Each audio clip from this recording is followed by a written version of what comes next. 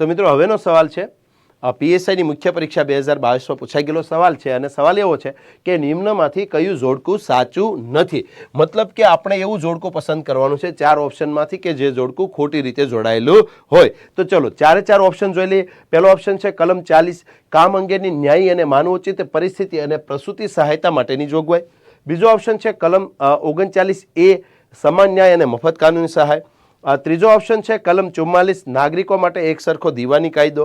અને ચોથો ઓપ્શન છે કલમ 45 6 વર્ષથી નાની ઉંમરના બાળકો માટે શરૂઆતની બાલ્યાવસ્થા દરમિયાન સંભાળ અને શિક્ષણની જોગવાઈ। તો ચલો જોતા જઈએ મિત્રો 4 ઓપ્શનમાંથી કયો વિકલ્પ ખરી રીતે જોડાયેલો છે અને કયો વિકલ્પ ખરી રીતે જોડાયેલો નથી। તો શરૂઆત કરીએ ઓપ્શન એ કલમ 40 કામ અંગેની ન્યાયી અને માનવોચિત પરિસ્થિતિ અને પ્રસૂતિ સહાયતા માટેની જોગવાઈ। તો મિત્રો અહીંયા આ વિકલ્પ ખોટો છે અથવા ખરી રીતે જોડાયેલો નથી। કારણ કે અનુચ્છેદ નંબર 40 જે છે એ છે પંચાયતોની સ્થાપના અને પંચાયતોને સત્તા આપવાની રાજ્યની ફરજ।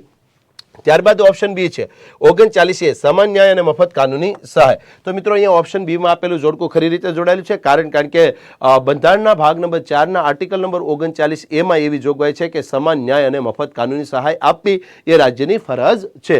ત્યારબાદ ઓપ્શન સી કલમ નંબર 44 નાગરિકો માટે એક સરખો દીવાની કાયદો। તો મિત્રો ઓપ્શન સી માં આપેલું જોડકું પણ ખરી રીતે જોડાયેલું છે। કારણ કે બંધારણના ભાગ નંબર 4 ના અનુચ્છેદ નંબર 44 માં યુનિફોર્મ સિવિલ કોડની જોગવાઈ કરવામાં આવેલી છે।